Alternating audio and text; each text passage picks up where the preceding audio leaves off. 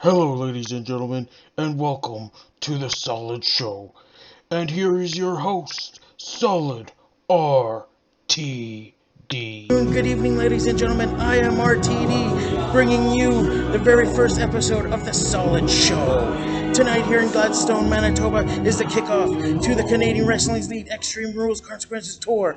I am going to be sitting down with the four-time CWE champion, one-time 123 approved.ca Open Rules champ, three-time CWE Tag Team Champion, once with Kenny Omega, one with Anderson Tyson Moore, ATM, one with the Canadian Hercules Tyler Colton.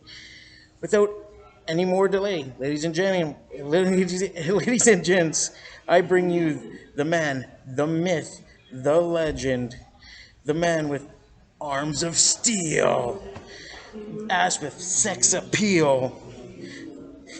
He's jacked, he's fanny packed, he's the one and only Hotshot, Danny Duggan.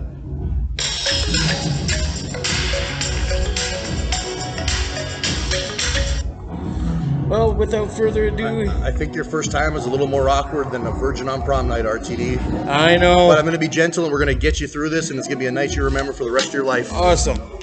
That's a lovely shirt you have there. Where can you find that shirt? You can find this lovely shirt at prowrestlingtees.com/CWE Canada, along with the Hotshot Danny Duggan, Hotshot Roddy Piper tribute shirt, the CWE shirt, the brand new CWE custom Rob Stardom AJ Sanchez shirt, and hopefully one day an RTD shirt. Whoa, hopefully one day. And I'll put everything in the description below so people could just quickly click on it and get to there. First question is from me. You started training when you were 14. A year later, you were 15. You had your in-ring debut. How were you feeling then to now? My body didn't hurt as much, that's for sure. Definitely more confident and rocking and rolling and strutting, strolling a lot better than I was, when I was 15 years old, just starting out and, working out the nerves. Awesome. Next question was sent in by Dustin. Danny, where did you get your catchphrase slogan, the one that I totally... That just came to me. My buddy Tommy Lee Curtis had one similar to himself, and I feel I had to compete with him because we were traveling on the road together at the time. So I had to come up with a fun one for myself too, and I just kind of put it together, being a lyrical genius the way I am. Last night it aired, the Talk is Jericho. You were on there. Did you, before you guys went on to the recording of the show, was there any road stories you guys shared, or was it just straight into the interview? Pretty much popped right into it, and how that came to be, I was on tour last November with CWE. I believe we were driving through the lovely mountains of British Columbia. I travel with Jimmy Jacobs a lot when I'm on tour, and he's good personal friends with Chris Jericho, as he was his personal writer when he was in WWE with him. And Chris just called to check in, see how Jimmy was doing, and found out Jimmy was on a 30-day Canadian wrestling tour, and Chris was astonished to hear that something like that existed. So he was intrigued and wanted to know more about it, and got in contact with myself, and the rest is history. Maybe we might see Chris Jericho pop in. Chris Jericho in Gladstone, Manitoba. The ring is yours. There you go, Chris. Question 4 was sent in by Lisa. What does your workout routine look like? It varies pretty much every 8 to 12 weeks. I've got a personal trainer. He used to be a professional wrestler here in CWE by the name of the Brickhouse, Paul Arcidi. He owns 2 gyms, the Brickhouse Gym in Winnipeg, and he's been my trainer now for, since 2005, so about 15 years now. He took me from a 150-pound kid to 270 pounds. So he sends something different to me every 8 to 10 weeks.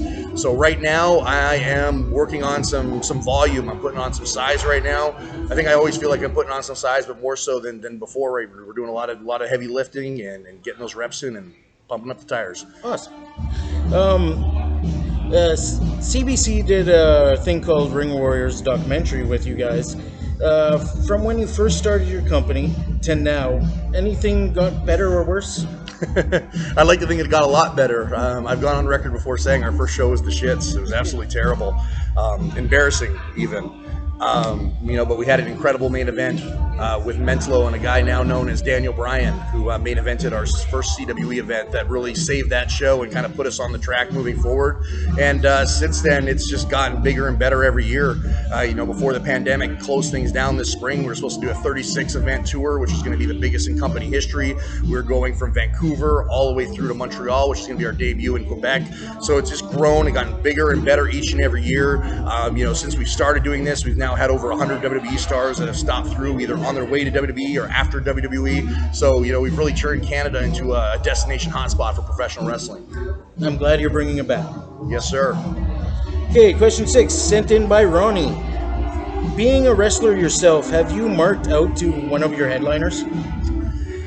I think to some extent all of them. It's like I grew up a wrestling fan. My earliest memories as a child, date back to being 3 years old and watching WWF wrestling. So even though it is kind of just becomes the everyday norm to be sharing a locker room and being on the road with guys, there still definitely is some gratification to know you went from watching these guys growing up, knowing that's what you want to do, and now getting to share a locker room with them.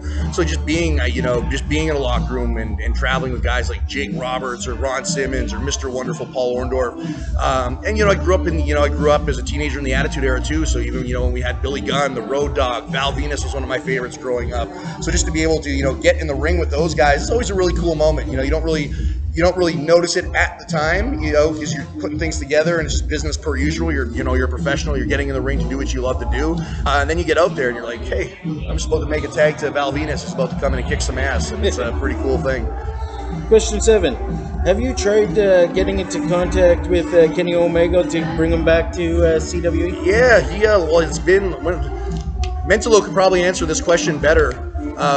He's asked if he wanted to know if I've been in contact with Kenny Omega about returning to CWE. I have, but I haven't got any answers on that. Would you have any answers on why that might be? Kenny's probably just a very busy guy. Okay. There you have it. Obviously, awesome. Obviously, we'd love to have him. I think he was last in the company in like 2011, 2012 at the latest. But he's living the big life now. He's probably got $1 million in the bank, and he is wrestling on national television every week. So I don't think we're on his radar at the moment. Question 8, sent in by Clinton.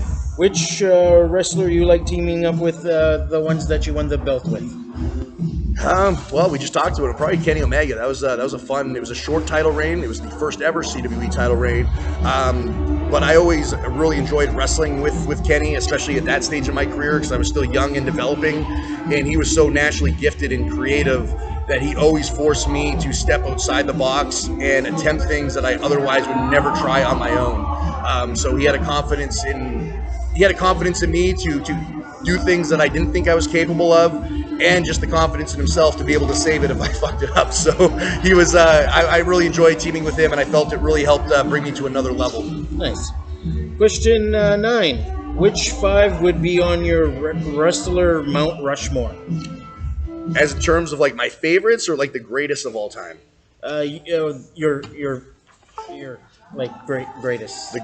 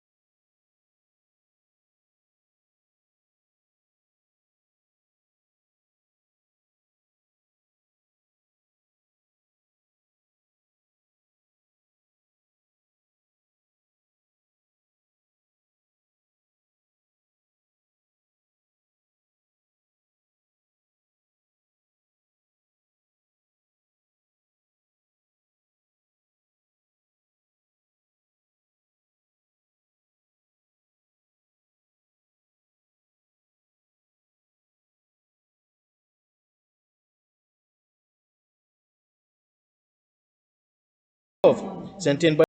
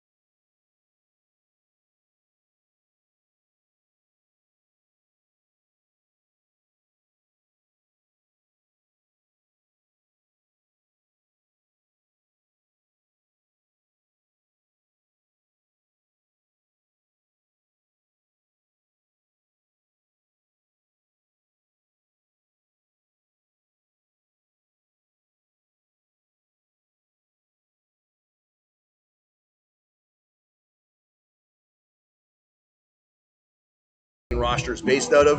So if we were to have to eliminate crowds completely again, I think we would, we'd do it. I personally don't prefer it. I know it's a matter of circumstance. I personally love professional wrestling because I love the energy and interaction with an audience. So as much as I love wrestling, it's not quite the same for me when there's nobody in the building. So I hope we don't have to go to that. But if we do, that's our backup. question 17, sent in by Colleen. How has the response been from the fans to having both headliners not coming on tour? Understanding. Our fans have been great. They understand what's going on. They're living through it as well, whether it be through their life, whether it be their children going to school or them going to work or their inability to travel themselves. It's not a situation that's isolated to CWE. It's a world situation that's affecting everybody across the board. So I think it's not a matter of false advertising and saying, hey, these guys are coming. They physically can't get here. So there's not much we can do about it. Question 18, sent by Curtis. What does the future hold for CWE and Danny Duggan in a COVID world? We're going to keep on fighting to keep this thing alive until they shut us down and don't let us do it. I know, there's an aspect to it of this is, how some of us provide for our families, which is very important. But this is how I provide happiness for my, my heart and soul for 18 years of my life. So not having that in my life, it changes me mentally. And I would love I would not love for it to go away. So if there's a will, there's a way, and if they give me a slight opening to run wrestling, I'm going to fight to keep it open, and that's what we've been doing, and that's how we're pulling off these events. Awesome. Question 19 is sent in by Melissa. Who has the greatest influence or impact in your life? I'm assuming in professional wrestling. In wrestling, greatest influence.